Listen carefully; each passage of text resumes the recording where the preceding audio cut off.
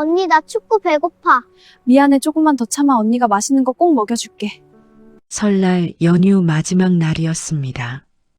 온 세상이 가족들과 둘러앉아 떡국을 먹고 웃고 떠드는 날. 거리마다 명절 인사가 오가고 아이들은 세뱃돈을 쥐고 신나 있을 그 시간에 두 아이가 꽁꽁 언 손을 맞잡고 텅 빈 거리를 걷고 있었습니다. 17살 한지우, 8살 이소윤.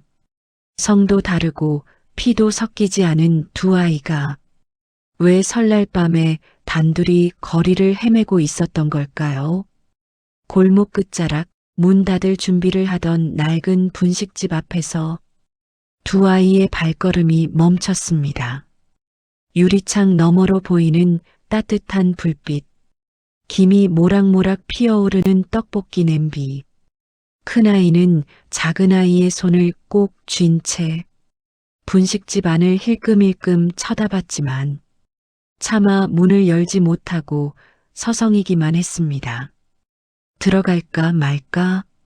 한참을 망설이던 그때 분식집 안에서 문이 열렸습니다. 추운데 거기서 뭐해? 들어와. 이 한마디가 세 사람의 인생을 송두리째 바꿔놓을 줄은 그 누구도 몰랐습니다. 이야기 시작 전에 구독과 좋아요 한 번씩만 부탁드릴게요. 그럼 이야기를 시작해 보겠습니다. 한지우 17살, 4살 때 부모에게 버림받았습니다. 이유는 알지 못합니다.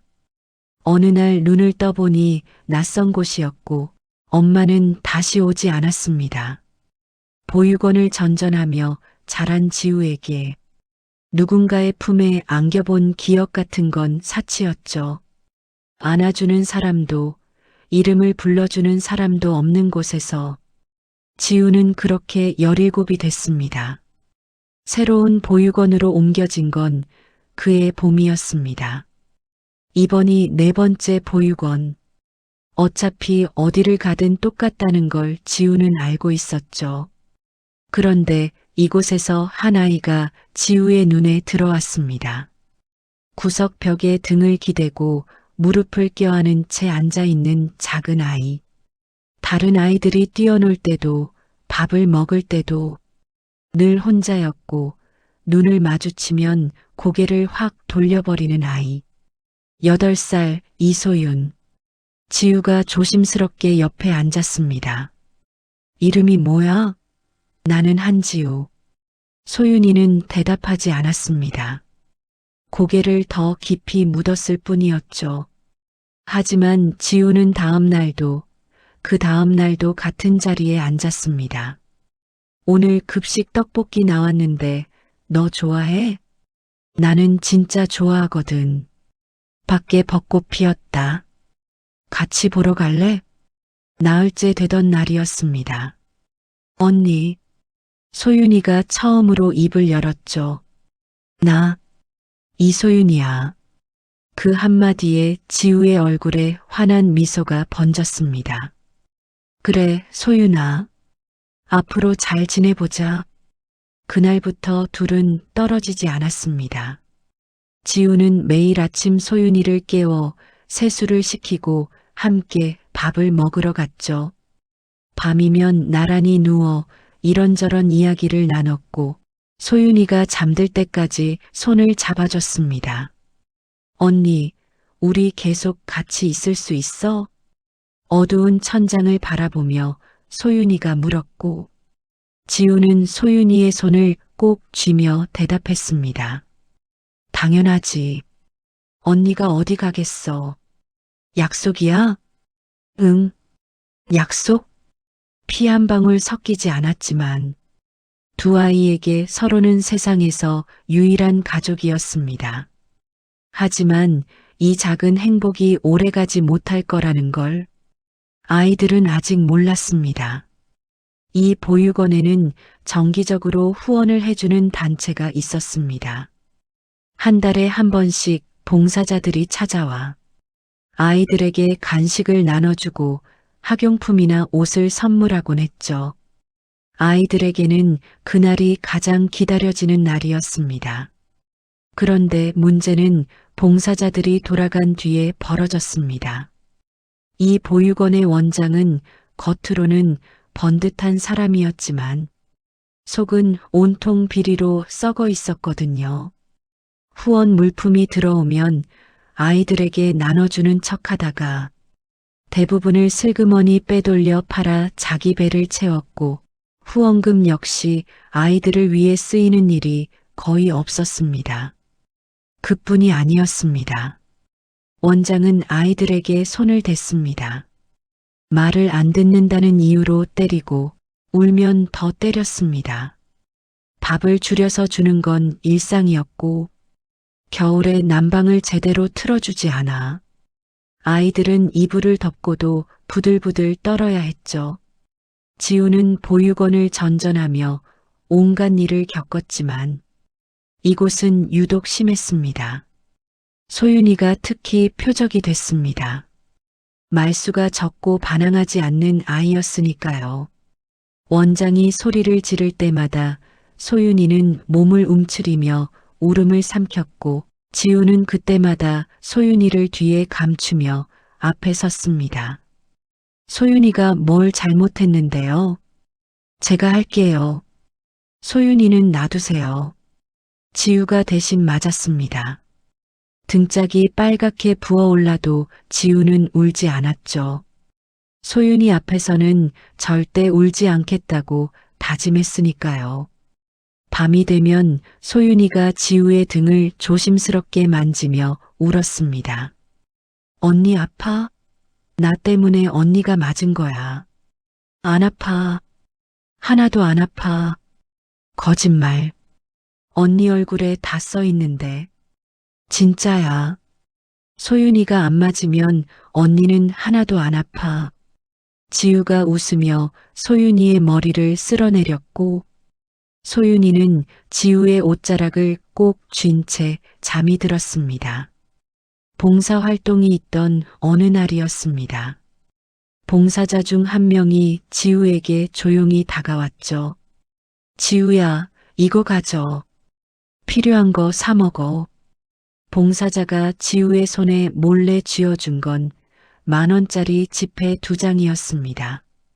지우가 깜짝 놀라 고개를 저었지만 봉사자는 지우의 손을 꼭 감싸주며 말했죠. 괜찮아.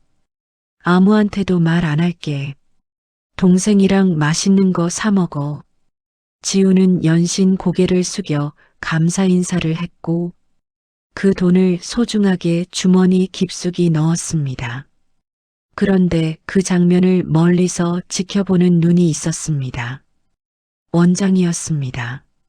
그날 저녁 아이들이 모두 잠든 시간에 원장이 지우를 사무실로 불렀습니다. 한지우, 오늘 봉사자한테 뭐 받은 거 있지? 아니요. 아무것도 안 받았어요. 거짓말하지 마. 내가 다 봤어. 지우는 심장이 쿵 내려앉는 기분이었지만 애써 모른 척했습니다. 하지만 원장은 자리에서 벌떡 일어나더니 차가운 목소리로 내뱉었죠. 당장 가져와. 여기서 받은 건 전부 보육원 거야. 그건 저한테 개인적으로 주신 건데요. 순간 원장의 눈이 뒤집혔습니다. 뭐, 지금 나한테 말대꾸를 하는 거야? 원장이 손을 들어 올렸고 지우의 뺨에 따가운 소리가 울렸습니다. 지우는 두 주먹을 꽉 쥐었지만 더 이상 말을 잇지 못했습니다. 다음 날 아침 원장은 한술 더 떴습니다. 지우와 소윤이가 밥을 먹으러 간 사이 직원을 시켜 지우의 짐을 전부 뒤진 거였죠. 돌아온 지우가 본 건 엉망진창이 된 자기 사물함이었습니다. 서랍 속 가방 안 베개 밑까지 샅샅이 뒤져놓은 흔적이 역력했고 지우가 그동안 한 푼 두 푼 모아둔 돈이 담긴 봉투가 사라져 있었습니다. 그건 지우의 전 재산이었습니다. 봉사자들이 가끔 몰래 쥐어주던 용돈, 보육원 심부름하고 받은 푼돈까지 몇 년에 걸쳐 모은 돈이었거든요. 지우는 곧장 원장 사무실로 뛰어갔습니다. 원장님, 제 돈 돌려주세요. 그건 제가 모은 거예요. 뭔 소리야? 무슨 돈? 사물함에 있던 봉투요. 누가 가져간 거잖아요. 원장은 콧방귀를 뀌며 서류를 넘기는 척했고 지우를 거들떠보지도 않으며 내뱉었습니다. 증거 있어? 없으면 나가. 지우는 주먹을 부르르 떨었지만 원장 말이 틀린 게 아니라는 걸 알고 있었습니다. 보육원에서 원장 말이 곧 법이었으니까요. 지우가 고개를 숙인 채 사무실을 나서려는 순간 문 앞에 작은 그림자가 서 있었습니다. 소윤이었습니다. 복도에서 언니를 기다리다 대화를 전부 들은 소윤이가 사무실 안으로 한 발짝 들어서며 소리쳤습니다. 우리 언니 돈 돌려주세요. 언니가 매일매일 아껴서 모은 돈이란 말이에요. 8살짜리 아이의 목소리가 사무실 안에 쩌렁쩌렁 울렸고 원장은 코웃음을 치며 소윤이를 내려다봤습니다. 뭐야 이건? 너도 한패구나. 언니랑 똑같이 버릇이 없어. 원장이 소윤이에게 손을 들어 올리려는 순간 지우가 번개처럼 소윤이를 끌어안으며 사무실 밖으로 나왔습니다. 소윤아, 됐어. 가자. 언니, 그냥 넘어가면 안 돼. 그건 언니 돈이잖아. 알아. 근데 지금은 안 돼. 알겠지? 지우는 소윤이의 어깨를 감싸며 복도를 걸었고 가슴속에서 뜨거운 것이 치밀어 올랐지만 꾹 참았습니다. 그날 이후 원장의 태도가 완전히 달라졌습니다. 지우와 소윤이를 대놓고 눈엣가시 취급하기 시작한 거였죠. 식사 시간에 둘의 반찬을 유독 적게 주고 청소 당번을 매일 지우에게만 돌렸고 다른 아이들 앞에서 쟤네 둘은 문제아라며 수군거렸습니다. 그러더니 결국 며칠 뒤 원장이 지우를 불러 한마디를 내뱉었죠. 한지우, 너 이번 달 안으로 여기서 나가. 이소윤이도 같이. 네, 저희를 내보내겠다고요? 말 안 통하는 애들은 필요 없거든. 너 17이면 거의 다 컸잖아. 알아서 나가. 소윤이는 겨우 8살이에요. 어디로 가라는 거예요? 그건 내가 알 바 아니지. 원장은 그 말을 끝으로 사무실 문을 닫아버렸습니다. 지우는 한참을 복도에 서 있었습니다. 분하고 억울했지만 울고 있을 시간이 없다는 걸 알았죠. 그날 밤 지우는 소윤이와 조용히 이야기를 나눴습니다. 소윤아, 언니가 솔직하게 말할게. 우리 여기서 나가야 할 것 같아. 나도 알아, 언니. 나도 갈 거야. 언니 없으면 나 여기 있어도 의미 없어. 지우는 소윤이의 얼굴을 한참 바라봤습니다.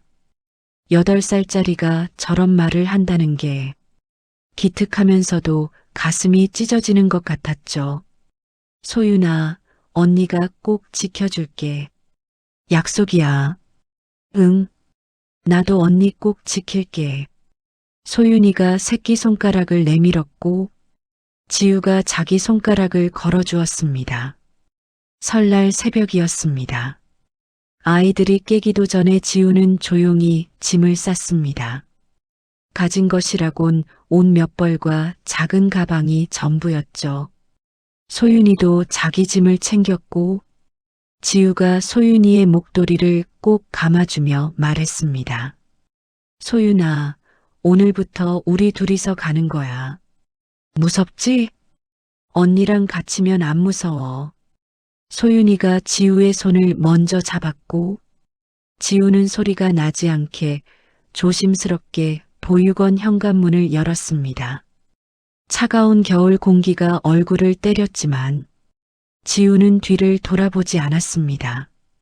두 아이는 그렇게 하얀 입김을 내뱉으며 설날 새벽 어둠 속으로 걸어나갔습니다. 갈 곳은 정해져 있지 않았지만 지우의 발걸음은 멈추지 않았습니다.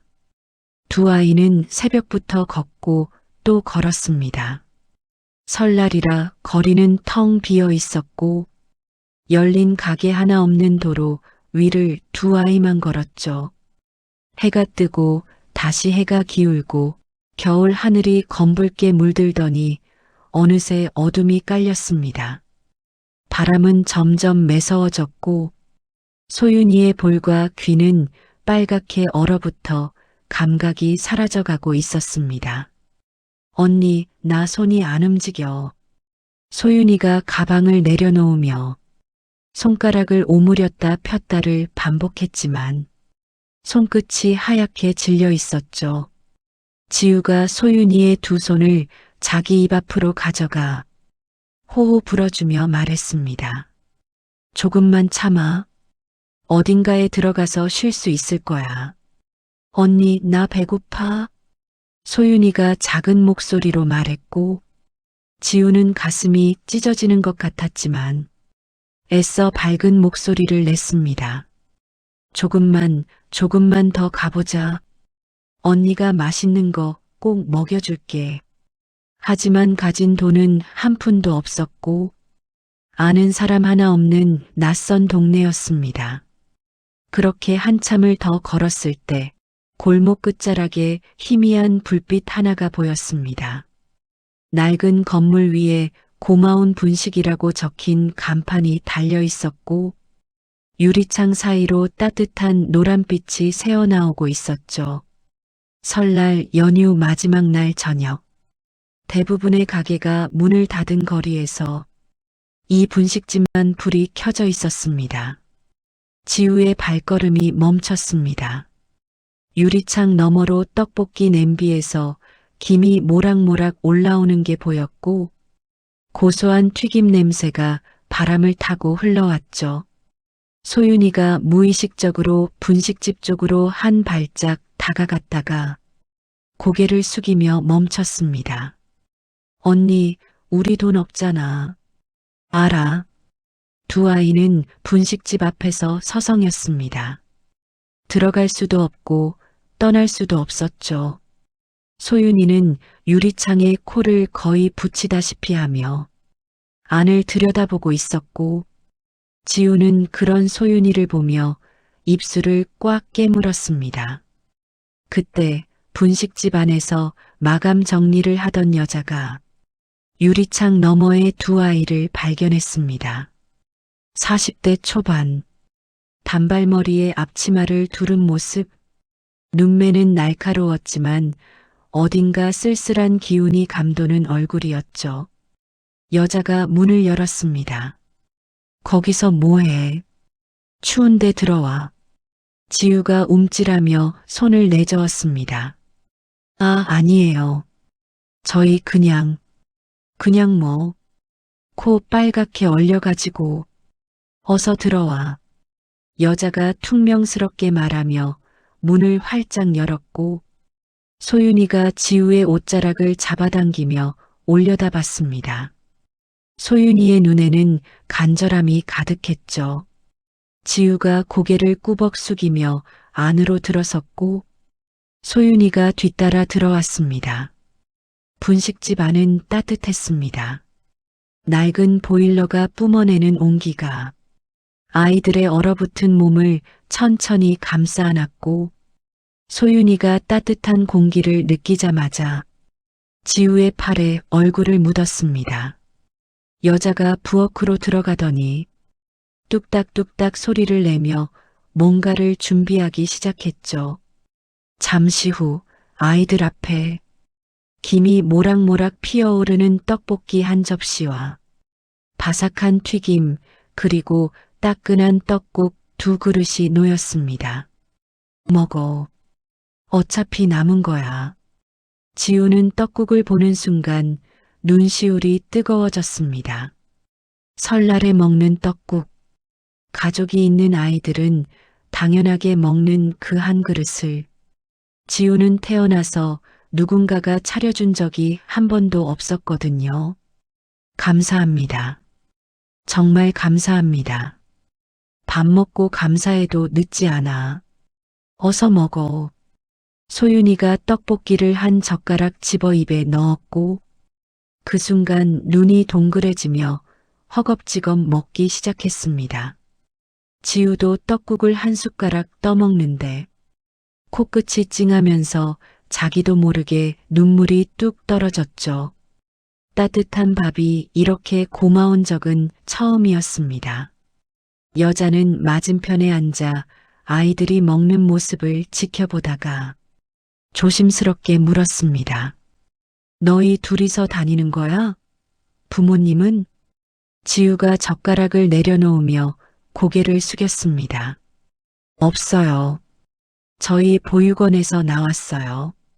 보육원? 네. 사정이 있어서 더 있을 수가 없었어요. 지우는 자세한 이야기를 하지 않았지만 여자는 더 묻지 않았습니다. 17살 아이의 눈 밑에 내려앉은 그늘과 8살 아이가 음식을 허겁지겁 먹는 모습만 봐도 사정이 짐작이 됐으니까요. 밥을 다 먹고 지우가 자리에서 일어나며 말했습니다. 정말 감사했어요. 저희 이제 갈게요. 가서 어디 갈 건데? 그건 지우가 말을 잇지 못했고 소윤이가 지우의 손을 꽉 쥐며 불안한 눈으로 올려다봤습니다. 여자는 몇 초간 두 아이를 가만히 바라보다가 한숨을 푹 내쉬며 자리에서 일어났습니다. 이 시간에 어디 가려고? 오늘은 늦었으니까 뒷방에서 자. 네. 정말요? 안 잘 거야? 그럼 나가든가. 퉁명스러운 말투였지만 문을 열어 보여주는 뒷방에는 이미 이불이 깔끔하게 펴져 있었습니다. 지우는 고개를 몇 번이고 숙이며 뒷방으로 들어갔고 소윤이가 이불 속으로 파고들며 속삭였습니다. 언니, 여기 따뜻해. 그래. 따뜻하지? 오늘은 푹 자. 언니, 저 아줌마 되게 무서운 줄 알았어. 근데 떡국 끓여줬어. 설날에. 소윤이의 목소리가 점점 작아지더니 지우의 옷자락을 꼭 쥔 채 스르르 잠이 들었습니다. 지우는 소윤이의 잠든 얼굴을 내려다보며 오랜만에 마음 한구석이 놓이는 걸 느꼈습니다. 한편 아이들이 잠든 후 분식집 주인 박정희는 카운터에 앉아 한참 동안 꺼져가는 불빛을 바라보고 있었습니다. 박정희 43, 결혼 5년 차에 첫 아이를 낳았습니다. 딸이었죠. 늦깎이 엄마였지만 세상 누구보다 행복했습니다. 아이가 7살이 되던 해 교통사고가 났습니다. 정희가 잠깐 한눈을 판 사이 아이가 도로로 뛰어나갔고 달려오던 차를 피하지 못했습니다. 아이는 그날 밤 눈을 감았습니다. 정희는 무너졌습니다. 석 달을 거의 미친 사람처럼 살았고 자기 탓이라는 생각에서 한시도 벗어나지 못했죠. 그래도 살아야 했습니다. 시간이 약이라는 말을 붙잡고 버텼고 2년 뒤 기적처럼 다시 임신을 했습니다. 의사는 고위험 임신이라고 했지만 정희는 이번만큼은 꼭 지키겠다고 다짐했죠. 매일 조심하고 기도하고 뱃속 아이에게 말을 걸었습니다. 하지만 세상은 다시 한번 정의를 무너뜨렸습니다. 임신 6개월째 유산. 병원 복도에서 주저앉아 울던 정희에게 시어머니가 내뱉은 말이 비수처럼 꽂혔습니다. 대를 끊을 셈이냐? 남편은 위로 대신 술을 마시러 나갔고 나중에 알고 보니 바깥에 여자가 있었습니다. 이혼은 남편 쪽에서 먼저 꺼냈습니다. 정희는 아무것도 가져가지 못했죠. 갈 곳이 없어 고향으로 내려왔고 돌아가신 어머니가 남겨주신 이 작은 분식집을 물려받아 혼자 운영하기 시작했습니다. 고마운 분식, 어머니가 지은 이름이었습니다. 찾아와 주는 손님이 고맙다는 뜻이었죠. 정희는 그 이름을 바꾸지 않았습니다. 어머니의 마음을 지키고 싶었으니까요. 매일 아침 일어나 반죽을 하고 육수를 끓이고 손님을 맞았습니다. 바쁜 하루가 끝나면 텅 빈 분식집에 혼자 앉아 TV를 켜놓고 밥을 먹었죠. 가끔 분식집 앞을 지나가는 엄마와 아이를 보면 가슴 한쪽이 쿡 찔리는 것 같았지만 정희는 애써 고개를 돌렸습니다. 나는 더 이상 엄마가 될 수 없는 사람이라고, 그 자격을 잃은 사람이라고 정희는 스스로에게 그렇게 말해왔습니다. 그런 정희의 뒷방에 지금 두 아이가 잠들어 있었습니다. 정희는 아이들이 자는 방 쪽을 잠시 바라보다가 혼잣말을 내뱉었습니다. 즉, 이 추운 설날에 애들끼리 돌아다니다니 투덜거리는 목소리였지만 입꼬리가 살짝 올라간 걸 본 사람은 아무도 없었습니다. 그날 밤 고마운 분식의 불빛은 유난히 오래 켜져 있었습니다. 그리고 한 가지, 정희가 아이들에게 내어준 떡국과 떡볶이, 어차피 남은 거야 라고 했지만 사실은 남은 게 아니었습니다. 마감 후 재료를 정리하려다가 유리창 밖에 서 있는 두 아이를 보고 다시 불을 켜고 새로 만든 거였죠. 그 사실을 지우가 알게 되는 건 한참 뒤의 일이었습니다. 다음 날 아침, 지우는 소윤이보다 먼저 눈을 떴습니다. 소윤이가 이불 속에서 새근새근 잠든 걸 확인한 뒤 조용히 방을 나와 신발을 신으려는 순간이었죠. 어디 가려고? 카운터 뒤에서 반죽을 치대고 있던 정희가 지우를 바라보며 물었습니다. 지우는 깜짝 놀라며 꾸벅 인사를 했죠. 사장님, 어젯밤 정말 감사했어요. 이제 저희 나갈게요. 나가서 어디 갈 건데? 그건 아직 정하진 못했지만 더 폐를 끼칠 순 없으니까요. 정희는 반죽을 치대는 손을 멈추고 지우를 가만히 바라봤습니다.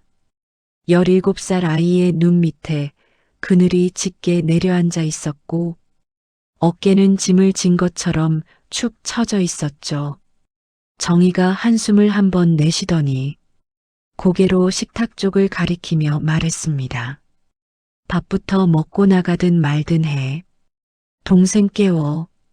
지우가 소윤이를 데리고 나오자 식탁 위에 떡국 2그릇과 김치가 차려져 있었습니다. 소윤이가 눈을 동그랗게 뜨며 지우를 올려다봤죠. 언니, 우리 여기서 또 밥 먹어도 돼? 응. 사장님이 먹으라고 하셨어. 두 아이가 조심스럽게 숟가락을 들었고 정희는 맞은편에 앉아 반죽을 하며 지우에게 물었습니다. 너 나이가 몇이야? 17이요. 학교는 못 다녔어요. 저 작은 애는? 소윤이는 8살이에요.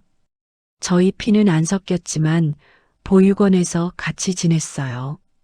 정희는 젓가락을 내려놓으며 두 아이를 찬찬히 둘러봤습니다. 보육원에서 나왔다는 말에 더 묻지 않아도 사정이 짐작이 됐으니까요. 잠시 침묵이 흐른 뒤 정희가 지우에게 말했습니다. 너 일할 수 있어? 네. 일이요? 여기 나 혼자 하거든. 손님 나가면 그릇 치우고 바닥 닦고 설거지하는 거야. 그거 도와줄 수 있으면 여기 있어도 돼. 지우는 자기 귀를 의심했습니다. 정말요? 저희가 여기 있어도 되는 거예요? 대신 공짜는 없어. 일한 만큼 밥 먹는 거야. 알겠지? 네, 뭐든 할게요. 감사합니다. 지우가 벌떡 일어나 허리를 깊이 숙여 인사했고, 소윤이도 따라 일어나 고개를 숙였죠. 감사합니다, 사장님. 정희는 살짝 민망한 듯 손을 내저으며 말했습니다. 됐어. 밥이나 마저 먹어. 그날부터 두 아이의 분식집 생활이 시작됐습니다. 지우는 아침마다 일찍 일어나 정희보다 먼저 가게 문을 열고 바닥을 쓸었습니다. 손님이 오면 주문을 받고 그릇을 나르고, 손님이 나가면 테이블을 닦고 설거지를 했죠. 소윤이는 아직 어렸지만 나름대로 자기 몫을 찾았습니다. 정희가 요리할 때 옆에 서서 접시를 날랐고, 숟가락과 젓가락을 통해 채우는 건 소윤이의 몫이 됐죠. 아줌마, 이거 어디다 놓아요? 소윤이가 작은 손으로 접시를 들고 물으면 정희는 매번 같은 대답을 했습니다. 저기 카운터 위에. 떨어뜨리지 말고. 네. 소윤이가 조심조심 접시를 내려놓으면 정희의 입꼬리가 살짝 올라가곤 했습니다. 그런데 소윤이에게 유독 마음이 가는 이유를 정희는 자기 자신도 몰랐습니다. 아니, 사실은 알고 있었죠. 소윤이의 나이 8살. 정희가 교통사고로 잃어버린 딸이 마지막으로 살아있던 나이가 7살이었습니다. 살았다면 소윤이 또래였을 아이.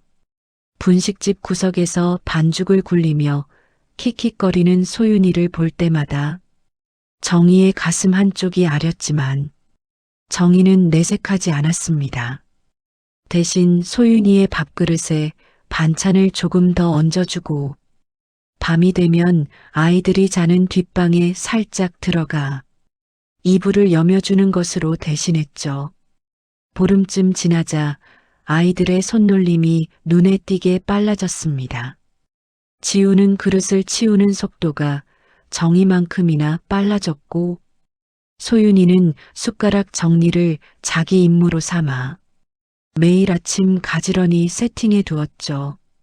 어느 날 저녁 마지막 손님이 나간 후 정희가 카운터에 앉아 장부를 쓰고 있을 때 지우가 다가왔습니다. 사장님, 오늘 떡볶이가 2시쯤에 다 나갔어요. 그때부터 들어온 손님 3팀이 떡볶이 못 먹고 가셨거든요. 오후에 한 번 더 만들어 놓으면 어떨까요? 정희가 고개를 들어 지우를 바라봤습니다. 너 그걸 어떻게 알아? 매일 주문 받으면서 시간대별로 뭐가 잘 나가나 봤어요. 점심에는 김밥이 제일 많고 오후에는 떡볶이랑 튀김이 많더라고요. 정희는 아무 말 없이 지우를 한참 바라보다가 고개를 끄덕였습니다. 똑똑한 애네.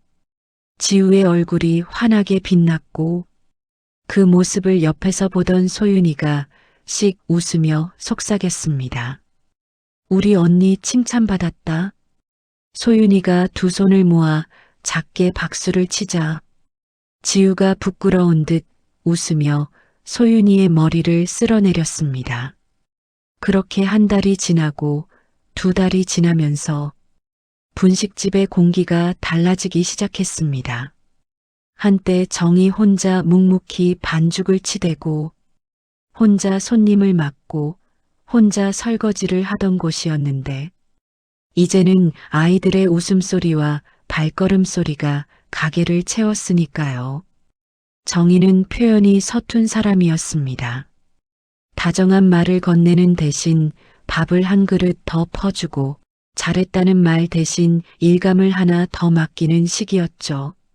하지만 아이들은 알고 있었습니다. 밤마다 뒷방에 살짝 들어와 이불을 여며주는 사람이 누군지, 소윤이 운동화가 작아질 때마다 말없이 새 운동화가 현관에 놓여 있는 이유가 뭔지 아이들은 다 알고 있었죠. 분식집에 온 지 석 달이 되던 어느 날이었습니다. 그날따라 손님이 유난히 많았고 지우는 아침부터 정신없이 테이블을 닦으며 뛰어다녔죠. 문득 지우가 멈춰선 건 정희가 손님을 응대하는 모습이 눈에 들어왔기 때문이었습니다. 짐을 들고 들어온 할머니 한 분에게 정희가 카운터에서 나오며 말했습니다. 어머, 어머님 오셨어요? 오늘도 떡볶이 드시게요? 오늘 떡볶이가 특히 잘 됐는데. 저 자리 따뜻해요. 거기 앉으세요.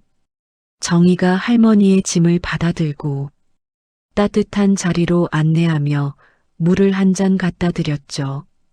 지우는 그 모습을 카운터 옆에서 넋 놓고 바라보고 있었습니다. 사장님, 아까 할머니한테 자리가 따뜻하다고 하셨잖아요. 그건 왜 말씀하신 거예요? 지우가 궁금한 듯 물었고 정희는 떡볶이를 저으며 대답했습니다. 어르신들은 추위를 많이 타거든. 따뜻한 자리에 앉으면 밥도 더 맛있어. 그런 말 한마디에 손님 기분이 달라지는 거야. 그런 것까지 생각하시는 거예요? 당연하지. 분식집이든 호텔이든 결국 사람이 오는 곳이잖아. 오는 동안 편안하게 해주는 게 우리 일이야. 정희가 지우를 돌아보며 말했습니다. 지우야, 기억해. 음식은 배만 채우는 게 아니야. 마음을 채우는 거야. 손님이 뭘 원하는지 말하기 전에 알아채는 것. 그게 진짜 장사하는 사람이 할 일이야. 지우는 고개를 천천히 끄덕이며 정희의 말을 곱씹었습니다. 단순히 음식을 파는 게 아니라 손님의 마음까지 돌보는 거라는 뜻이었으니까요. 그날부터 지우가 손님을 대하는 태도가 확연히 달라졌습니다. 먼저 미소를 짓고 메뉴를 추천하고 나갈 때는 맛있게 드셨어요? 하고 한마디를 건넸죠. 손님들의 반응도 달라졌습니다. 여기 사장님도 친절하더니 이 학생도 참 친절하네. 분식집이 이렇게 깨끗하고 따뜻한 건 처음이야. 그런 말을 들을 때마다 정희는 아무렇지 않은 척했지만 지우를 바라보는 눈빛에 뿌듯함이 담겨 있었습니다. 한편 소윤이에게도 변화가 찾아오고 있었습니다. 9살이 된 소윤이는 처음에 접시 나르기만 하던 아이가 어느 순간부터 정희 옆에 의자를 놓고 서서 요리하는 과정을 빠짐없이 지켜보기 시작한 거였죠. 아줌마, 떡볶이 양념에 뭐 넣어요? 고추장, 고춧가루, 간장, 설탕, 물엿. 비율이 중요한데 알려줄까? 소윤이가 고개를 힘차게 끄덕였고 정희는 소윤이에게 양념 만드는 법을 처음으로 알려줬습니다. 고추장은 3숟가락, 고춧가루는 하나 반, 설탕은 2숟가락인데 여기서 중요한 게 있어. 뭔데요? 마지막에 매실청을 살짝 넣어. 그러면 맛이 둥그러져. 이건 우리 엄마한테 배운 비법이야. 아무한테도 말하면 안 돼. 소윤이의 눈이 반짝반짝 빛났습니다. 비밀이야? 나만 아는 거야? 그래. 너만 아는 거야. 소윤이가 정희의 옆에서 작은 손으로 양념을 섞기 시작했고 정희는 그 모습을 지켜보며 자기도 모르게 입꼬리가 올라가는 걸 느꼈습니다. 그날 밤 소윤이가 반죽을 굴리다가 밀가루를 얼굴에 묻힌 채 지우에게 달려왔습니다. 언니, 나 오늘 떡볶이 양념 배웠어. 아줌마가 비밀 레시피도 알려줬어. 매실청 넣는 거야. 야, 비밀이라며. 왜 나한테 말해? 언니는 괜찮아. 우리 가족이잖아. 지우가 소윤이의 밀가루 묻은 코를 닦아주며 웃었고, 정희는 부엌에서 그 모습을 슬쩍 보며 투덜거렸습니다. 비밀이라고 했는데 벌써 말하고 다니네. 하지만 정희의 목소리에는 화난 기운이 전혀 없었죠. 분식집 생활이 반년을 넘기던 무렵이었습니다. 어느 날 아침 지우가 평소처럼 일어나 가게로 나왔는데 정희의 모습이 보이지 않았습니다. 매일 아침 가장 먼저 반죽을 치대고 있던 사람이 없으니 분식집 전체가 어딘가 허전하게 느껴졌죠. 지우가 정희의 방 앞에서 조심스럽게 문을 두드렸습니다. 사장님, 괜찮으세요? 안에서 낮게 기침 소리가 들렸고 갈라진 목소리가 흘러나왔습니다. 괜찮아. 좀 쉬면 나아질 거야. 가게 좀 봐줘. 지우가 문을 열자 정희가 이불을 덮은 채 누워 있었고 얼굴이 벌겋게 달아올라 있었습니다. 이마에 손을 대보니 뜨거운 열이 느껴졌죠. 사장님, 열이 심한데요. 병원에 가셔야 해요. 됐어. 감기야, 감기. 좀 누워 있으면 낫거든. 가게 10시간이니까 주방에 가 있어. 정희는 손을 내저으며 괜찮다고 했지만 지우는 선뜻 발걸음이 떨어지지 않았습니다. 그날 지우는 정희 대신 가게를 열었습니다. 떡볶이 양념은 정희에게 배운 대로 만들었고 김밥은 아직 서툴렀지만 최선을 다해 말았죠. 소윤이에게는 특별한 임무가 주어졌습니다. 소윤아, 오늘 언니 대신 아줌마 방 앞에서 지키고 있어. 아줌마가 뭐 필요하다고 하면 바로 언니한테 와서 알려주는 거야. 알겠지? 응. 소윤이가 지킬게, 언니. 소윤이는 고개를 힘차게 끄덕이더니 정희의 방 앞 복도에 쪼그려 앉아 보초를 섰습니다. 정희가 기침을 하면 문을 살짝 열고 고개를 들이밀었고 정희가 물을 마시려 하면 재빠르게 컵을 들고 달려갔죠. 아줌마, 물 여기 있어. 이 녀석, 거기서 뭐 하는 거야? 소윤이가 아줌마 아플 때 지켜주는 거야. 정희는 헛기침을 내뱉었지만 8살짜리 아이가 문 앞에 앉아 자기를 지켜주고 있다는 사실에 코끝이 찡해지는 걸 감출 수 없었습니다. 점심때 지우가 죽을 끓여 정희에게 가져다 줬습니다. 사장님, 죽 끓였어요. 좀 드셔야 약도 드시죠. 내가 죽을 끓일 줄 알아? 사장님이 지난달에 소윤이 감기 걸렸을 때 끓여주신 거 보고 배웠어요.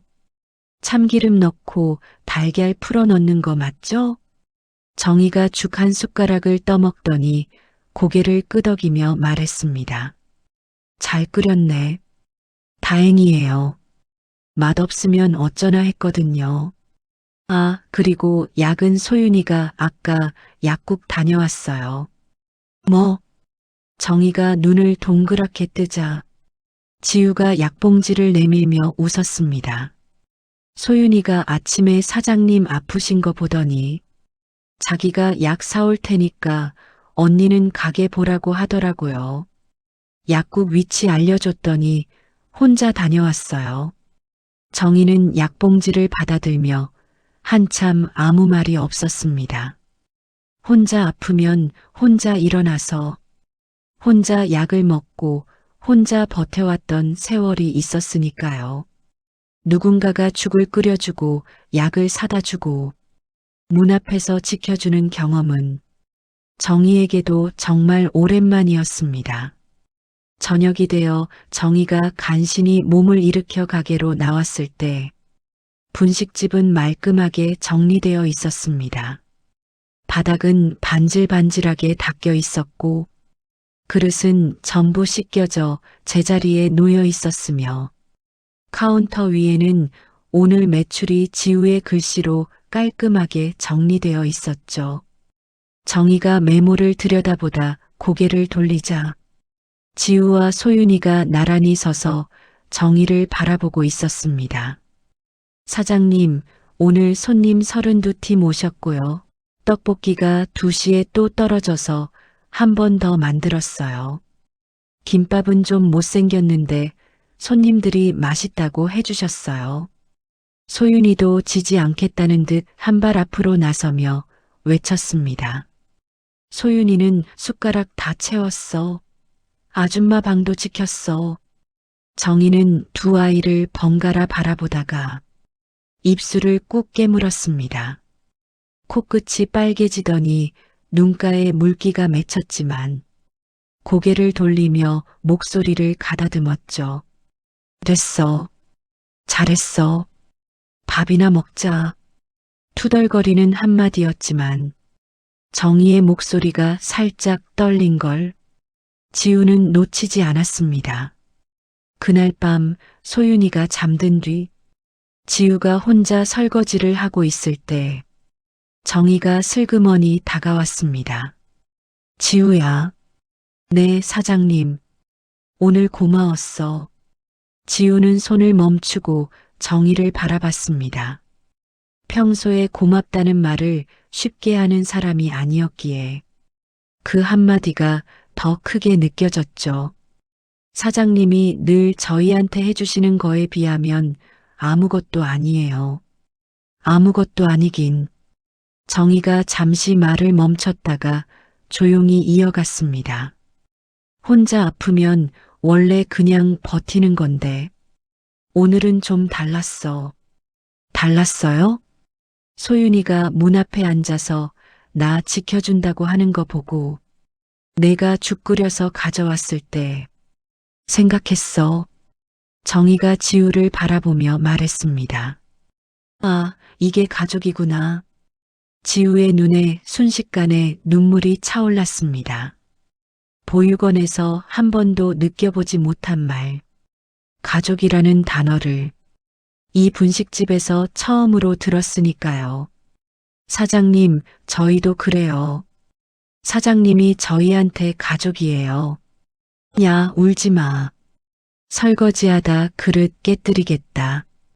정희가 웃으며 지우의 등을 한번 토닥였고 지우는 소매로 눈물을 훔치며 웃었습니다.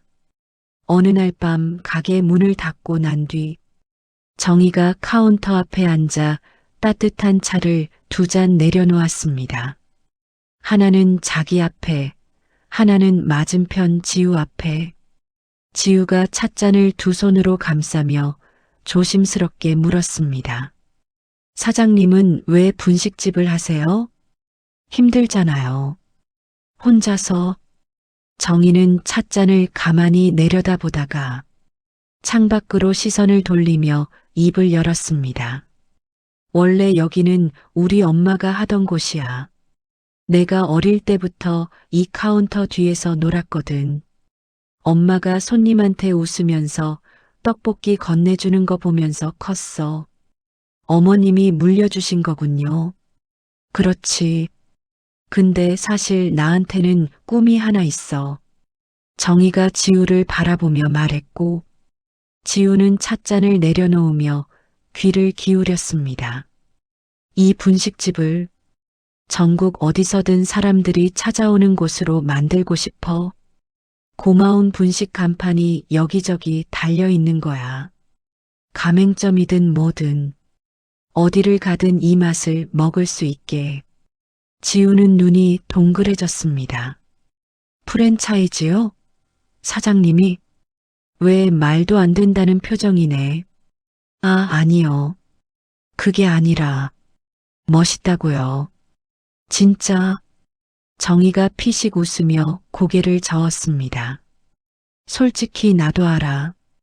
동네 분식집에서 프랜차이즈를 한다는 게 꿈 같은 소리라는 거. 근데 말이야, 지우야. 정희가 찻잔을 내려놓으며 지우를 똑바로 바라봤습니다. 꿈이 크다고 웃기는 게 아니야. 꿈도 없이 사는 게 웃기는 거지. 그 한마디가 지우의 가슴에 깊이 박혔습니다. 보육원에서 나고 자라면서 누군가에게 꿈 이야기를 들어본 적이 한 번도 없었거든요. 먹고 자는 것만으로도 벅찬 나날이었으니 꿈이라는 단어 자체가 먼 세상 이야기였죠. 사장님, 그 프랜차이즈는 어떤 거예요?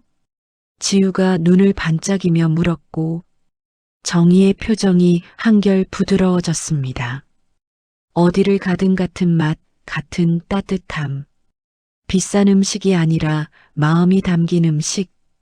들어올 때 반갑고 나갈 때 고맙다고 느끼는 곳. 그게 내가 만들고 싶은 고마운 분식이야. 지우는 그 말을 듣는 순간 코끝이 찡해졌습니다. 설날 밤 분식집 문을 두드렸을 때 갈 곳 없는 두 아이에게 떡국을 끓여줬던 그 마음이 바로 정희가 말하는 고마운 분식의 본질이라는 걸 지우는 온몸으로 알고 있었으니까요. 사장님, 저도 그런 사람이 되고 싶어요. 뭐? 사장님처럼 사람을 편하게 해주는 사람이요. 저한테도 꿈이 생긴 것 같아요. 정희는 지우를 한참 바라보다가 입꼬리를 살짝 올리며 말했습니다. 그래, 그럼 제대로 가르쳐 줘야겠네.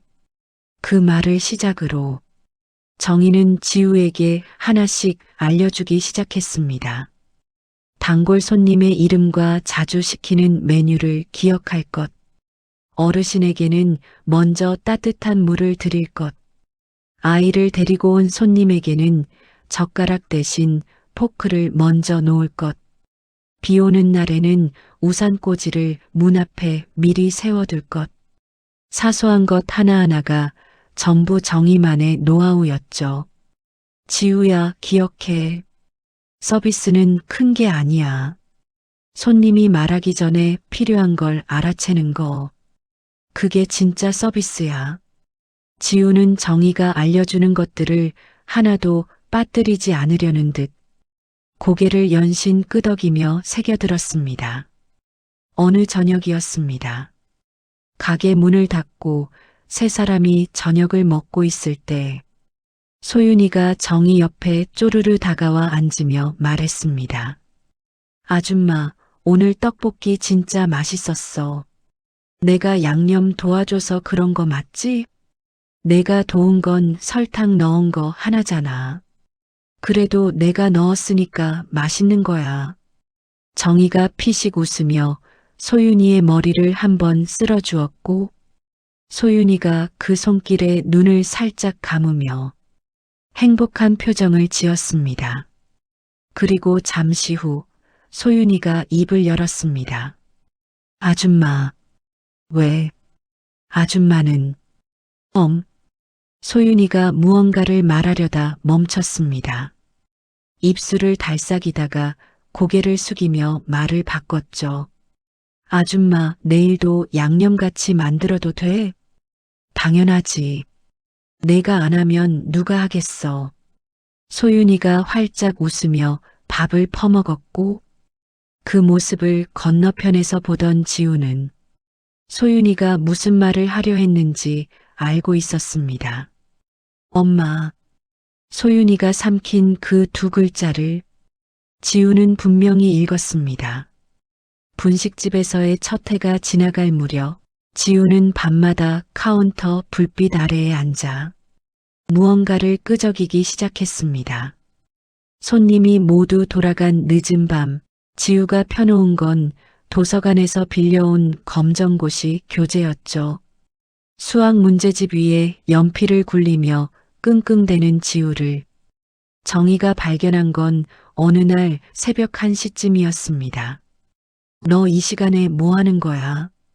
아, 사장님. 죄송해요. 깨웠죠? 그게 아니라 그게 뭐냐고.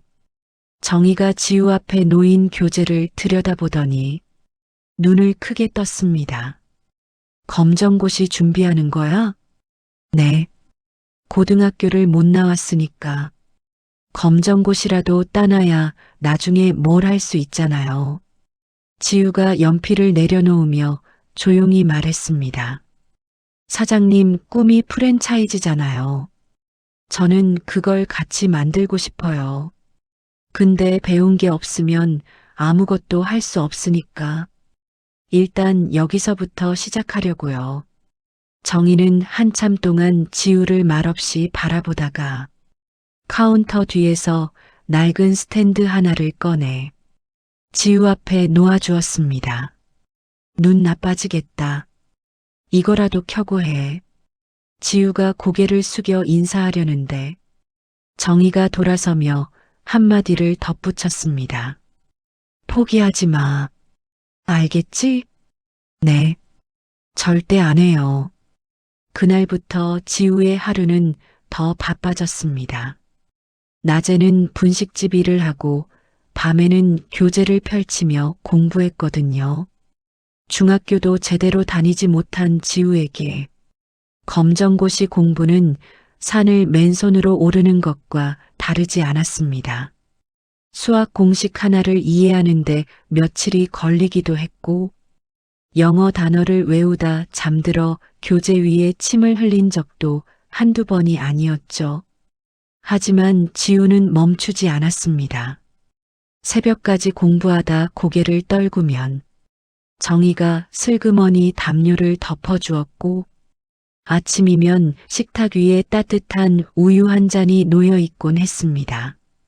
소윤이도 나름의 방식으로 언니를 도왔습니다. 9살이 된 소윤이는 학교에서 돌아오면 바로 분식집 일에 뛰어들었고 지우가 공부할 시간을 벌어주기 위해 자기가 할 수 있는 일은 전부 가져갔죠. 언니, 설거지는 내가 할 테니까 공부해. 소윤아, 내가 다 하면 힘들잖아. 나 이제 설거지도 잘하거든.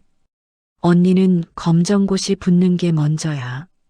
소윤이가 팔을 걷어붙이며 말했고 지우는 동생이 대견하면서도 미안한 마음에 입술을 꾹 깨물었습니다. 소윤이는 지우가 공부하는 시간이면 카운터 옆에서 그림을 그리며 조용히 앉아 있었고 가끔 지우가 문제를 풀며 끙끙대면 옆에서 작은 목소리로 말했습니다. 언니 힘내. 소윤이가 응원할게. 그 한마디에 지우는 매번 피식 웃으며 다시 연필을 잡았습니다. 그렇게 1년이 지났습니다. 지우가 19살이 되던 해봄, 검정고시 시험장에 들어서는 지우의 손은 떨리고 있었습니다. 시험이 끝나고 결과를 기다리는 한 달은 지우에게 가장 긴 한 달이었죠.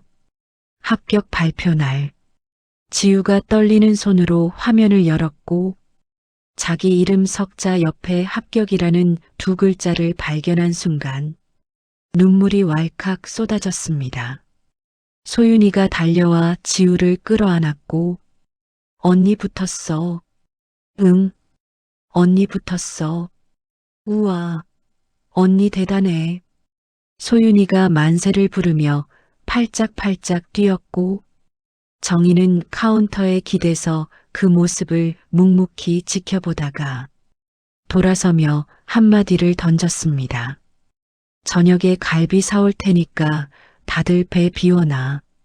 그게 정희의 축하 방식이었죠. 검정고시에 합격한 지우는 곧바로 다음 목표를 세웠습니다. 대학에 가야 했습니다. 정희의 꿈인 프랜차이즈를 현실로 만들려면 경영을 제대로 배워야 한다는 걸 지우는 알고 있었거든요. 20살이 된 지우는 낮에는 분식집에서 일하고 밤에는 수능 공부를 했습니다. 정희가 걱정스러운 눈으로 말했죠. 너 무리하지 마.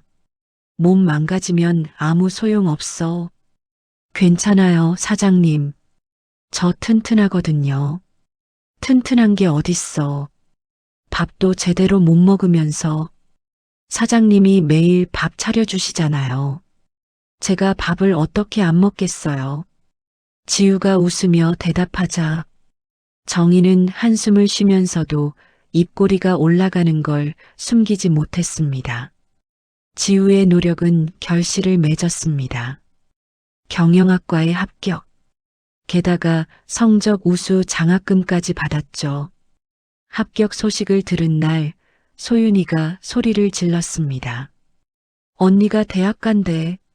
장학금도 받았대. 정희가 합격 통지서를 들여다보며 말했습니다. 장학금이면 등록금은 되겠네. 네. 근데 사장님, 생활비가 부족할 수도 있어서 분식집 일은 계속할게요. 수업 없는 시간에 공부에 집중해. 여기는 내가 한다.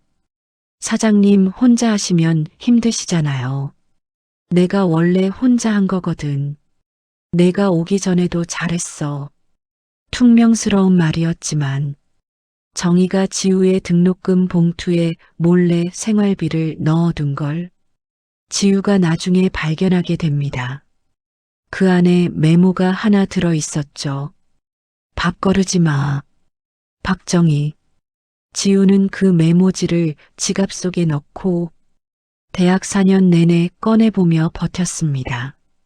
지우가 대학에 다니는 동안 소윤이는 분식집에서 정희의 곁을 지켰습니다.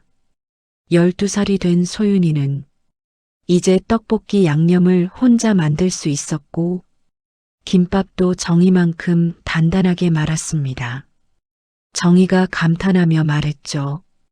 야, 소윤아. 이 김밥 누가 만든 거야? 내가 만들었는데? 왜요? 내 거보다 낫다. 진짜요. 소윤이의 얼굴이 환하게 빛났고 정희가 고개를 끄덕이며 말했습니다. 근데 아직 멀었어. 튀김은 아직 기름 온도를 못 잡잖아. 에이, 칭찬하다 말기는. 소윤이가 투덜거렸지만 얼굴에는 웃음이 가득했죠. 14살이 되던 해 소윤이에게 특별한 일이 생겼습니다. 학교 급식 시간에 친구들이 소윤이가 만든 도시락을 맛보더니 난리가 난 거였죠. 소윤아, 이 떡볶이 어디서 산 거야? 대박이다. 내가 만든 건데? 거짓말. 이게 내가 만든 거라고. 소윤이가 집에 돌아와 신나서 정희에게 말했습니다. 아줌마, 오늘 학교에서 내 떡볶이 먹어본 애들이 다 맛있다고 난리였어. 정희가 피식 웃으며 말했습니다. 당연하지.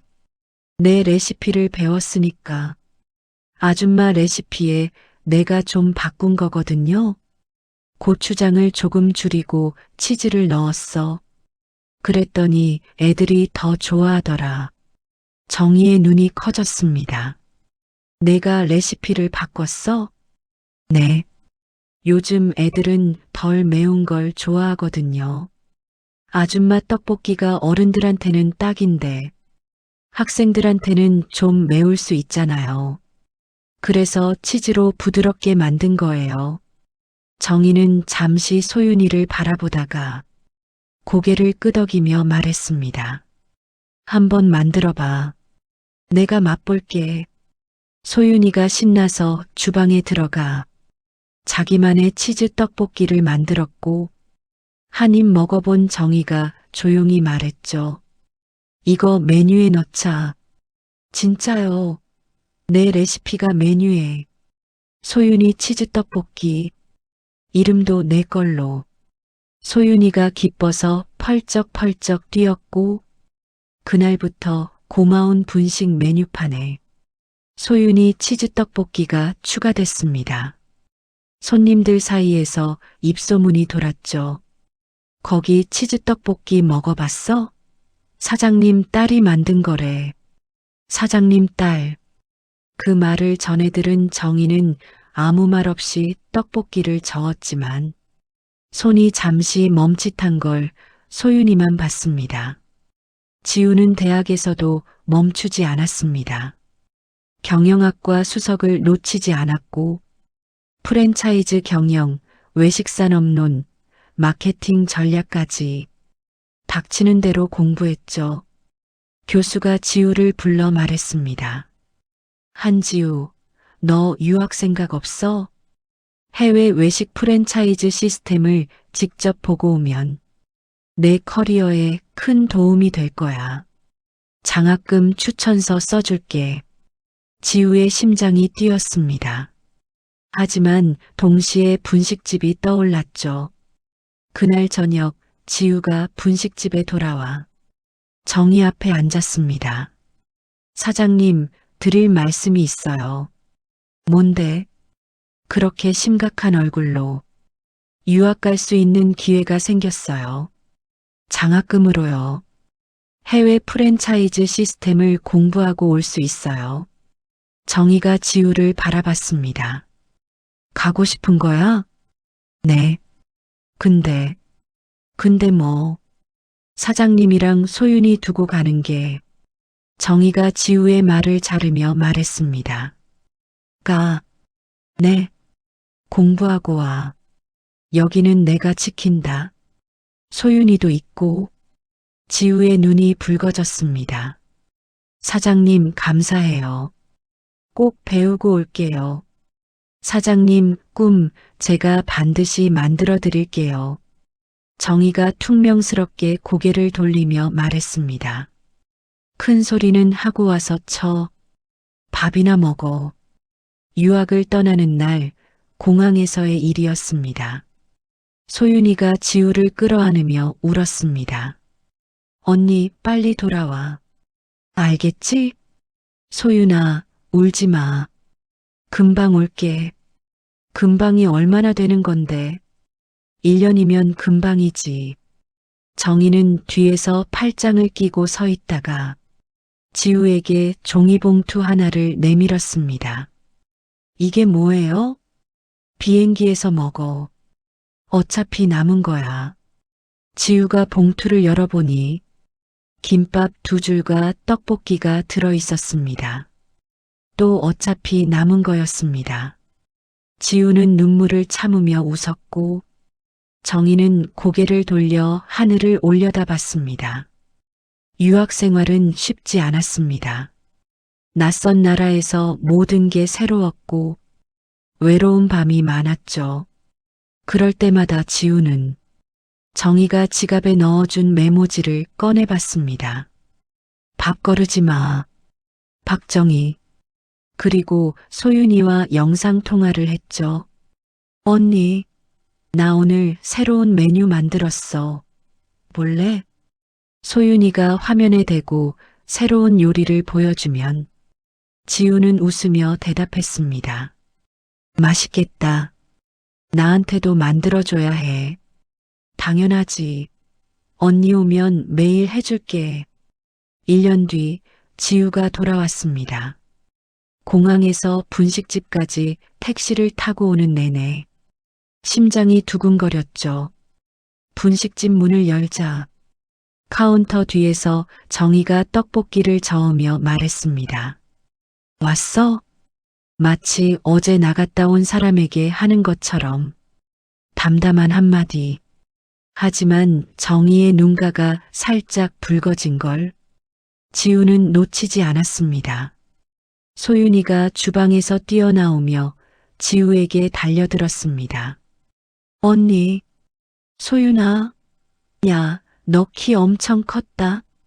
16이 된 소윤이는 지우가 떠날 때보다 한 뼘은 더 자라 있었고 앞치마를 두른 모습이 어엿한 요리사 같았죠. 언니, 나 이제 튀김도 완벽해. 기름 온도 딱 맞춰. 진짜? 아줌마가 인정했어? 소윤이가 정혜 쪽을 돌아보자 정희가 고개를 끄덕이며 말했습니다. 인정은 했는데 아직 내 앞에서 건방 떨 단계는 아니야. 세 사람이 웃었고 분식집에 다시 세 사람의 웃음소리가 울려 퍼졌습니다. 며칠 뒤 지우가 카운터에 서류 뭉치 하나를 내려놓았습니다. 정희가 고개를 갸웃하며 물었죠. 이게 뭐야? 사장님, 고마운 분식 프랜차이즈 사업 계획서예요. 정희의 눈이 커졌습니다. 지우가 서류를 펼치며 설명을 시작했습니다. 유학하면서 해외 프랜차이즈 시스템을 전부 분석했어요. 메뉴 표준화, 물류 시스템, 가맹점 관리, 브랜드 전략까지 고마운 분식에 맞게 전부 설계했어요. 핵심은 두 가지예요. 하나는 맛의 표준화, 이건 소윤이가 담당해요. 소윤이가 개발한 레시피를 매뉴얼로 만들어서 어느 가맹점에서나 같은 맛을 낼 수 있게. 다른 하나는 고마운 서비스 매뉴얼. 사장님이 저한테 가르쳐 주신 것들이요. 손님이 말하기 전에 알아채는 것, 따뜻한 한마디. 이걸 시스템으로 만들었어요. 정희는 서류를 한 장 한 장 넘겨보며 한참을 말이 없었습니다. 너 이거 언제 다 준비한 거야? 유학 가기 전부터 생각했어요. 1년 동안 다듬은 거예요. 소윤이는 알아? 네. 소윤이랑 매주 통화하면서 새 메뉴 개발한 거 전부 정리했어요. 소윤이가 만든 레시피만 12개예요. 정희가 서류를 내려놓으며 지우를 바라봤습니다. 20살에 검정고시를 따고 대학에서 수석을 하고 유학까지 다녀온 아이가 지금 자기 앞에서 프랜차이즈 사업 계획서를 내밀고 있었습니다. 설날 밤에 분식집 앞에서 떨고 있던 17살 아이가 사장님, 약속 지키러 왔어요. 지우가 정희를 똑바로 바라보며 말했습니다. 고마운 분식, 전국에 만들어 드릴게요. 사장님이 꿈꿔왔던 그 모습 그대로. 정희는 한동안 아무 말이 없었습니다. 동네 분식집에서 프랜차이즈를 한다는 게 현실적으로 들릴 리 없었지만 지우의 눈에는 빈말이 아닌 진심이 담겨 있었거든요. 정희가 피식 웃으며 고개를 끄덕였습니다. 좋아. 해보자. 대신 중간에 포기하면 나한테 혼나는 줄 알아. 절대 안 해요. 약속이에요. 지우가 새끼손가락을 내밀었고 정희가 피식 웃으며 자기 손가락을 걸어주었습니다. 소윤이가 옆에서 끼어들었죠. 나도 약속? 세 사람의 새끼손가락이 겹쳤고 고마운 분식의 새로운 시작은 그렇게 카운터 위에서 약속됐습니다. 지우가 사업 계획서를 들고 뛰기 시작했습니다. 먼저 1호점, 원래의 고마운 분식을 리모델링했죠. 낡은 간판을 새로 달고 실내를 깔끔하게 고치되 정희가 수십 년간 지켜온 따뜻한 분위기는 그대로 살렸습니다. 카운터 한쪽에는 정희의 어머니가 처음 가게를 열었을 때의 사진을 걸었고 그 아래에 작은 문구를 적었습니다. 찾아와 주셔서 고맙습니다. 리모델링이 끝나고 2호점 준비에 들어갔습니다. 지우가 입지를 분석하고 계약을 진행하는 동안 소윤이는 레시피 매뉴얼을 만들었습니다. 떡볶이, 김밥, 튀김, 순대, 고마운 분식의 기본 메뉴부터 소윤이가 개발한 치즈떡볶이, 크림김밥 같은 신메뉴까지 양념의 비율, 조리 온도, 플레이팅 방법을 사진과 함께 꼼꼼하게 정리했죠. 이 매뉴얼대로 하면 누가 만들어도 같은 맛이 나야 해. 그게 프랜차이즈의 핵심이야. 지우가 말했고 소윤이가 고개를 끄덕이며 대답했습니다. 맛은 내가 책임질게, 언니. 아줌마한테 배운 거 다 넣었거든. 2호점이 문을 열었습니다.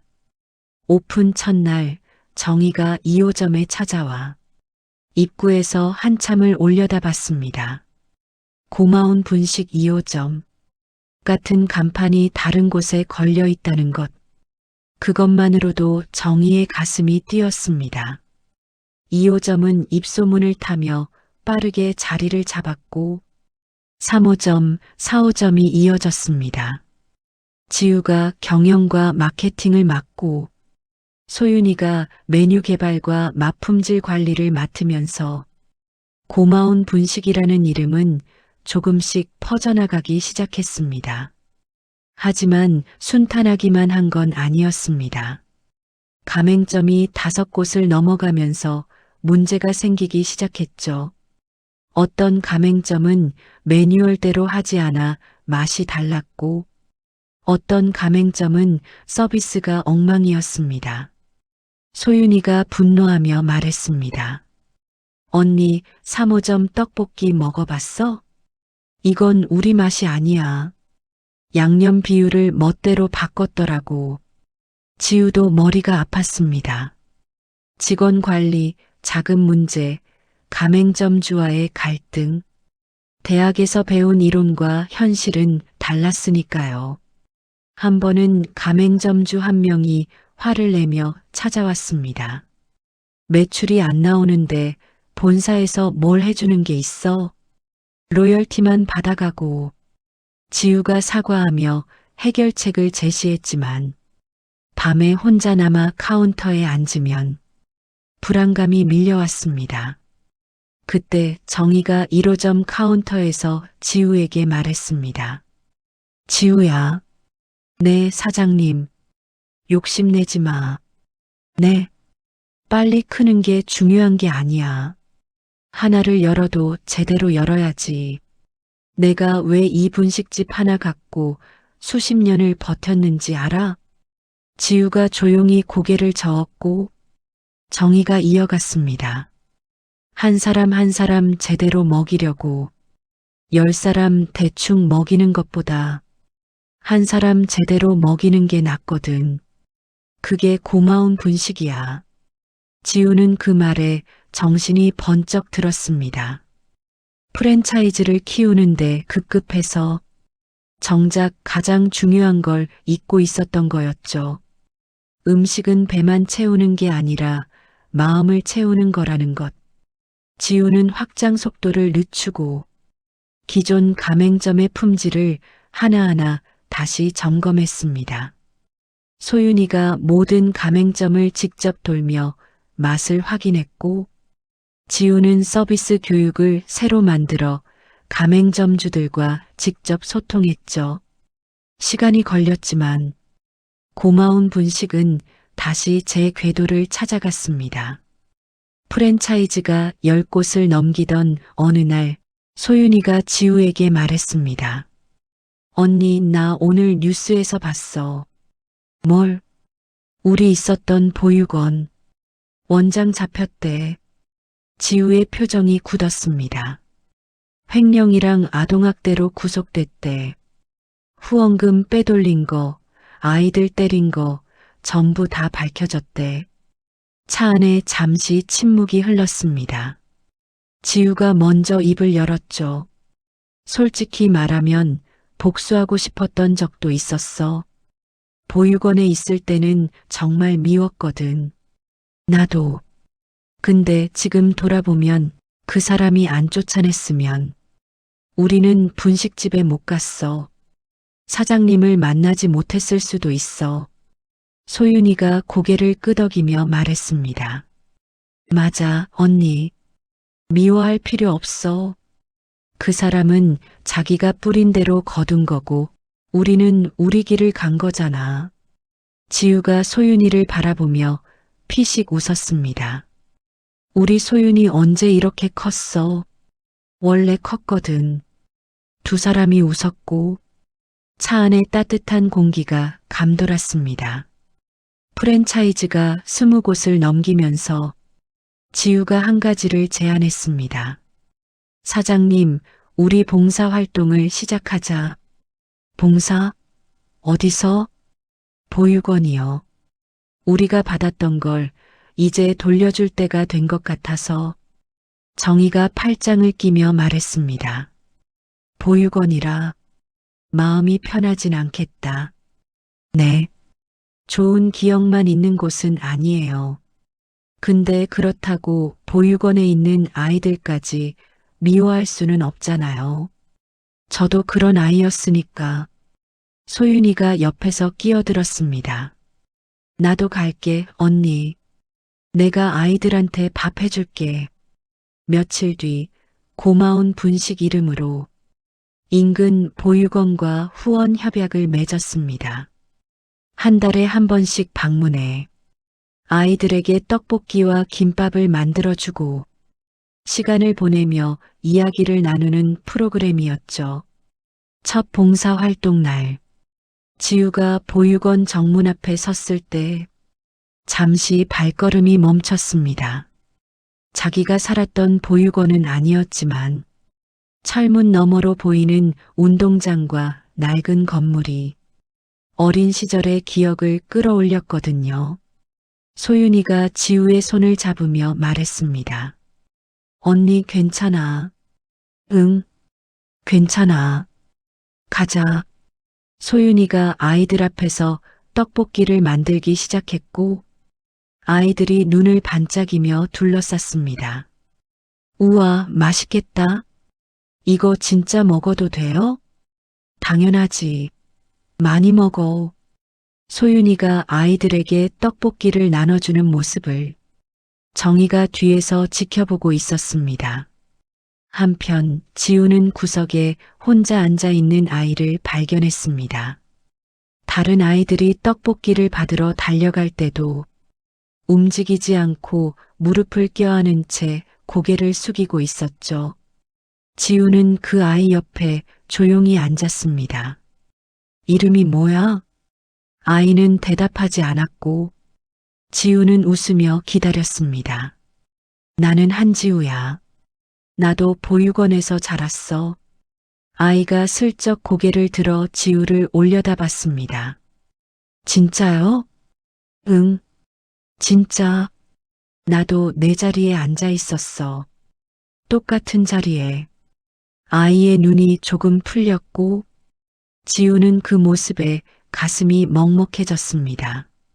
있잖아. 외로울 때 옆에 있어주는 사람이 꼭 나타나. 나한테도 그랬으니까. 너한테도 분명 그럴 거야. 아이가 작게 웃었고 지우도 따라 웃었습니다. 돌아오는 차 안에서 정희가 말했습니다. 즉, 나까지 끌고 갈 줄은 몰랐네. 사장님이 제일 잘하시잖아요. 밥 퍼주는 거. 그건 맞지. 정희가 피식 웃었고 소윤이가 뒷좌석에서 말했습니다. 아줌마 아이들이 아줌마 떡볶이 먹고 울 뻔했어. 맛있어서. 울긴 뭘 울어. 떡볶이 먹고 울면 쓰나. 하지만 정희의 눈가가 살짝 붉어진 걸 소윤이는 놓치지 않았습니다. 고마운 분식 프랜차이즈가 전국 30곳을 넘기던 해, 지우가 30, 소윤이가 21살이 되던 겨울이었습니다. 그의 설날, 분식집 1호점에서 세 사람이 둘러앉아 떡국을 먹고 있었습니다.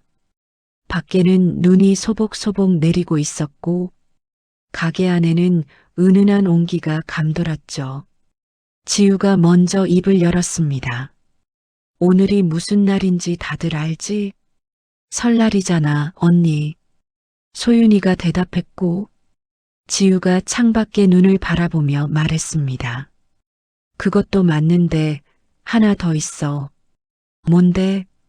13년 전 오늘이었어. 우리가 보육원에서 나온 날, 가게 안이 조용해졌습니다.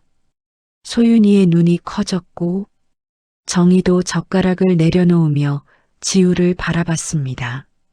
설날, 우리 둘이 새벽에 보육원을 나와서 하루 종일 걸었잖아. 그리고 그날 밤에 이 가게 앞에 서 있었어. 지우가 정희를 바라봤습니다. 그날 밤 사장님이 문을 열어주셨죠. 정희는 가만히 지우를 바라보고 있었고 소윤이가 코끝을 붉히며 말했습니다. 나는 기억나. 다 기억나. 언니가 내 손 잡고 있었고 나는 유리창 너머로 떡볶이를 쳐다보고 있었어. 그때 아줌마가 문을 열고 나오셨잖아. 소윤이의 목소리가 떨리기 시작했습니다. 추운데 거기서 뭐해? 들어와. 그 말 아직도 잊을 수가 없어. 지우가 자리에서 일어나 품속에서 편지 한 장을 꺼냈습니다. 사장님, 이거 읽어보셔도 되고. 제가 읽을게요. 정희가 고개를 끄덕이자 지우가 숨을 한번 고르고 입을 열었습니다. 사장님께 저는 4살 때 부모님에게 버림받았어요. 보육원을 전전하면서 한 번도 가족이라는 걸 느껴본 적이 없었죠. 누군가의 딸이 되어 본 적도 없고 엄마라는 말을 불러본 적도 없었어요. 지우의 목소리가 떨리기 시작했지만 멈추지 않았습니다.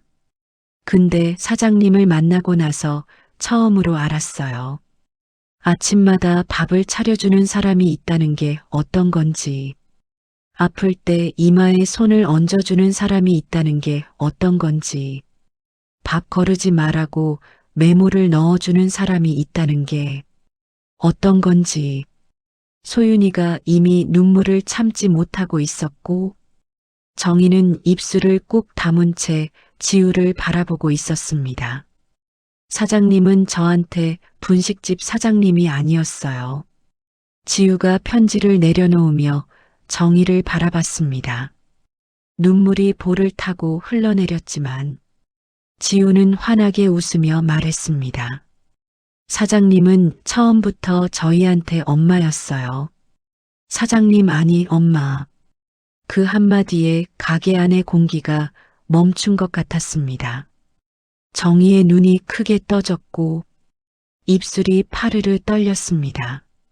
소윤이가 자리에서 일어나 정희 옆으로 가며 울먹이는 목소리로 말했습니다. 저도요. 엄마. 소윤이의 입에서 13년 동안 삼켜왔던 2글자가 마침내 터져나왔습니다.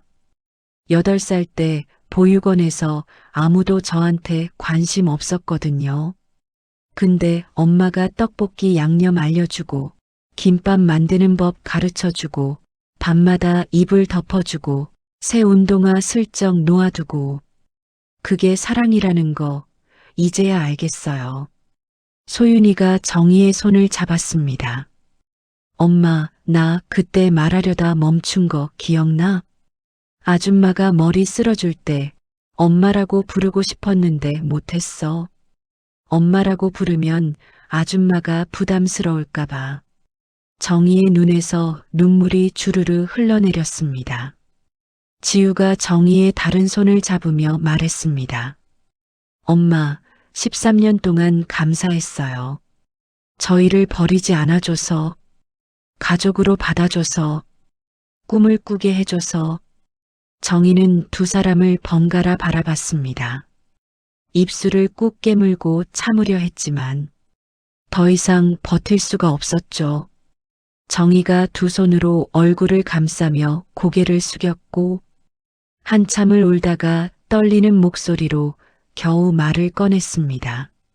나는 아이를 가질 수 없어서 버림받은 사람이야.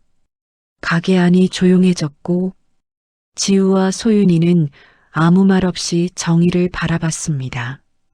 첫째를 사고로 잃었을 때 내가 죽인 거라고 생각했어. 다시 임신했을 때 이번만큼은 지키겠다고 했는데 그것도 못했어. 정희가 얼굴에서 손을 떼며 2 사람을 올려다봤습니다.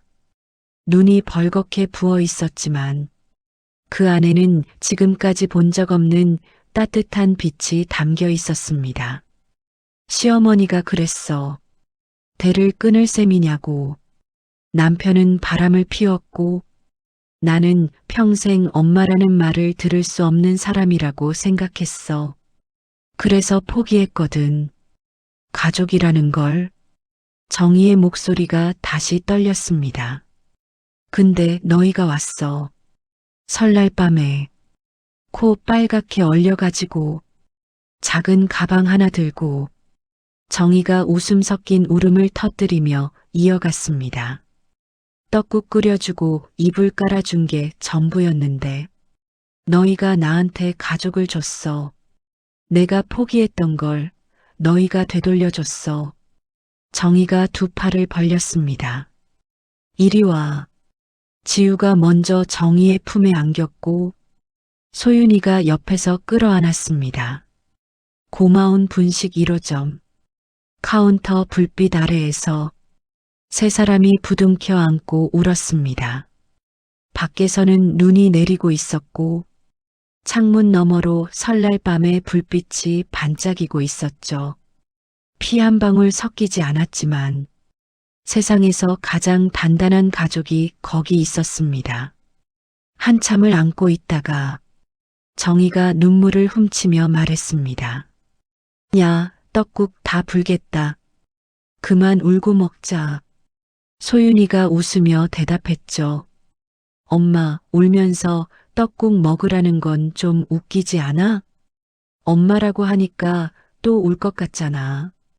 그만 좀 해. 지우가 소매로 눈물을 닦으며 웃었습니다. 엄마, 나 배고파? 너는 맨날 배고프지. 세 사람의 웃음소리가 가게를 가득 채웠고 떡국에서 모락모락 김이 피어올랐습니다. 13년 전 설날 밤에도 이 자리에서 떡국을 먹었습니다. 그때는 갈 곳 없는 아이들에게 내어준 한 그릇이었고 지금은 가족이 둘러앉아 나누는 한 그릇이었습니다. 같은 떡국, 같은 설날, 같은 자리. 하지만 모든 것이 달라져 있었습니다.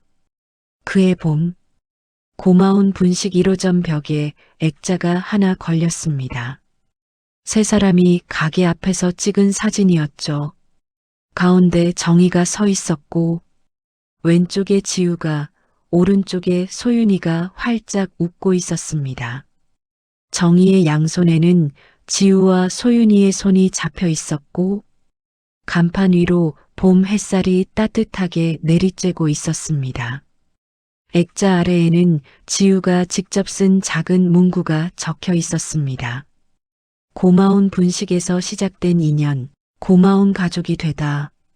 4살에 버림받은 아이가 30에 프랜차이즈를 만들었고 혼자였던 분식집 사장이 56에 두 딸의 엄마가 됐습니다. 세상이 등 돌려도 서로의 손을 놓지 않았던 사람들, 피보다 진한 인연으로 가족이 된 사람들, 고마운 분식의 불빛은 오늘도 따뜻하게 켜져 있습니다. 그리고 카운터 한쪽에는 늘 떡국 한 그릇이 준비되어 있죠. 혹시 오늘 밤에도 갈 곳 없는 누군가가 유리창 너머를 들여다보고 있을까봐. 추운데 거기서 뭐해? 들어와. 그 한마디를 건네기 위해 오늘도 이야기를 들어주셔서 감사합니다. 이 이야기가 위로가 됐다면 구독과 좋아요 부탁드리고요. 여러분의 소중한 이야기도 댓글로 남겨주세요. 그럼 다음 이야기에서 또 뵙겠습니다. 감사합니다.